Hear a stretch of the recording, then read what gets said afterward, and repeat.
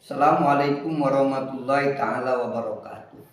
Sekarang kita akan melanjutkan pembahasan Maulid Rasulullah SAW. Bagaimana dihikayatkan ketika Allah mau menciptakan Nur Rasulullah SAW sebelum diciptakan nabi-nabi yang lain.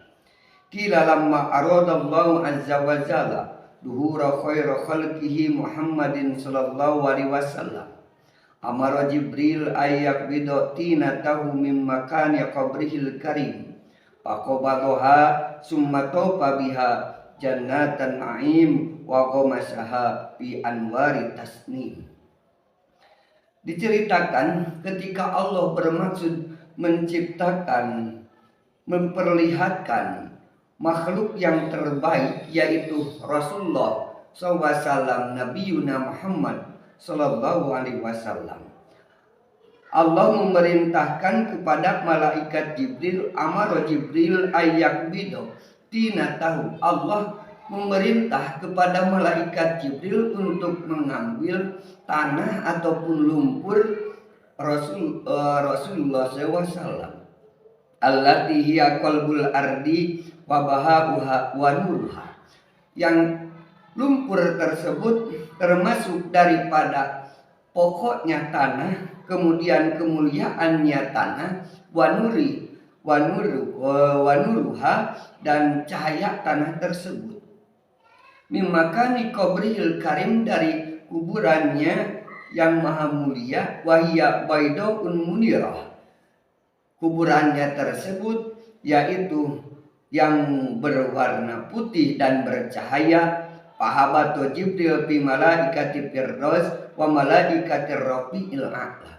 Maka malaikat Jibril mendatangi kelompok malaikat firdaus dan kelompok malaikat yang tinggal di tempat yang tinggi. Faqabadoha min dalikal maudi. Kemudian malaikat Jibril mengambil tinah tersebut, lumpur tersebut, tanah tersebut dari tempat itu. Summato pa Jibril ma'aman ma'ahu. Kemudian malaikat Jibril bertawaf membawa beserta para malaikat yang tadi dari malaikat Firdaus, kemudian malaikat Rafi'ul A'la, membawa biha ayatul katina, membawa tanah ataupun lumpur tersebut kemana? Jannatan na'im, membawa berkeliling ke surga na'im. Wahaulul arsi wal kursi, dan di seputaran aras dan kursi. Wapis samawati wal ardi wal jibal, dan kemudian di langit, di bumi dan gunung-gunung. Fa'arafat al malaikah wa jami'u khalqi sayyiduna Muhammadin wa fadlu qabla an ta'rifa Adam. Maka para malaikat sudah mengetahui dan semua makhluk-makhluknya sudah mengetahui bahwa mereka sudah tahu tentang kedudukan Rasulullah SAW sebelum mengetahui bahwa Nabi Adam adalah nabi pertama. Jadi sudah ada di para malaikat pemahaman bahwa Nabi Muhammad SAW sudah dikenal sebelum dikenalnya Nabi Adam. Bahkan ada salah satu hadis yang dikatakan, kama qala sallallahu kuntu nabiyan wa Adam bainal ma'i watin. Saya sudah menjadi nabi ketika Adam antara tanah dan air.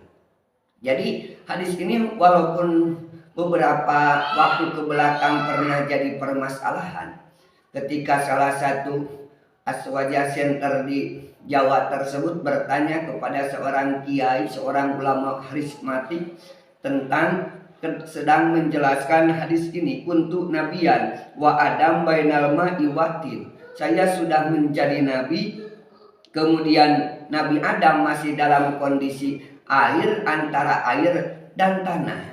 Sehingga penjabarannya, penafsirannya bahwa Rasulullah SAW diangkat menjadi nabi sebelum nabi-nabi yang lain. Sehingga ada yang mengatakan ketika lahir juga Rasulullah sudah diangkat menjadi nabi. pemahamannya seperti itu. Tetapi maksud dari hadis ini, maksudnya adalah bahwa Rasulullah sudah dikenal oleh para malaikat lebih dulu daripada Nabi Adam alaihissalam. Bahwa Rasulullah, yaitu Nabi Yuna Muhammad, dia adalah Nabi yang menjadikan Nabi akhir zaman, tetapi namanya sudah dikenal duluan daripada Nabi Adam, sehingga keluar kata-kata kuntu nabiyan wa Adam bainal ma'i watin. Bukan senyatanya bahwa Nabi sudah diangkat jadi Nabi sebelum dilahirkan, tetapi sudah dikenal oleh para malaikat. Wa goma sahabi anwari taslim. Kemudian lumpur ataupun tanah tersebut sudah direndam di tanah ataupun di mata air tasnim. Tasnim tersebut adalah buat tasnim, ya, tasnim tersebut adalah air surga. Maka fa'ajanat atinatu bima tasnim hatta sorot kadurratil baido laha si'atun adim. Maka dibuatlah salah satu lumpur tersebut dengan air tasnim ataupun air surga tersebut hatta sorot kadurratil baido, sehingga akan seperti mutiara yang berwarna putih, laha si'aun adim, yang mutiara tersebut mempunyai sinar yang besar. Wa aqbala biha ila baini yadayillahi ta'ala al-adim. Setelah itu, setelah dibuat menjadi sebuah adonan ataupun dibentukkan, dikepalkan menjadi bulat, kayak seperti mutiara berwarna putih, kemudian dibawalah ke hadapan ataupun ke hadrah Allah. Setelah itu kemudian walaha arapun yasilun, dan dari tanah yang dikepalkan tersebut, yang dibuat bulat tersebut seperti mutiara, mempunyai cucuran air ataupun keringat. Kalau arti sebenarnya yang bermaksud adalah mengeluarkan cairan yang bocor dari tanah tersebut. Akhalaqallahu min dalikal arab nurul nabiyyin jalil. Maka Allah menciptakan daripada keringat ataupun cucuran air tersebut nurul nabiyyin jalilin, cahaya atau nur setiap nabi yang mulia. Fajami'ul anbiya khuliqu min nuri Muhammad. Maka semua para nabi diciptakan dari nur Nabi Muhammad SAW. Jadi di sini bisa diketahui ketika posisinya nabi-nabi belum diciptakan, yang pertama kali Allah memerintahkan kepada malaikat Jibril untuk mengambil saripati daripada tanah tersebut yang terdapat di tempatnya, kemudian untuk diambil terus dicelupkan ke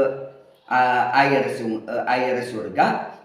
Kemudian setelah berbentuk bulat seperti mutiara putih yang mempunyai sinar yang berkilauan, setelah itu dibawa ke hadapan Allah. Bercucuranlah air dari tanah tersebut. Dari cucuran tanah tersebut diciptakanlah nur para nabi. Semua para nabi diciptakan dari nur Nabi Muhammad SAW. Bagaimana mulianya Rasulullah SAW? Sebelum diciptakan Rasul sudah ada, sehingga ada kata-kata yang Rasul yang sedikit jadi kontradiksi, yaitu bagi yang memahaminya, yaitu kuntu nabiyan wa Adam bainal ma'i watin. Saya sudah menjadi nabi dan Adam ke posisinya ketika sedang masih antara air dan tanah. Mudah-mudahan ada manfaatnya. Kita lanjut lagi pembahasan tentang Maulid Nabi sampai ayat dalam kitab ini bisa terselesaikan. Assalamualaikum warahmatullahi wabarakatuh.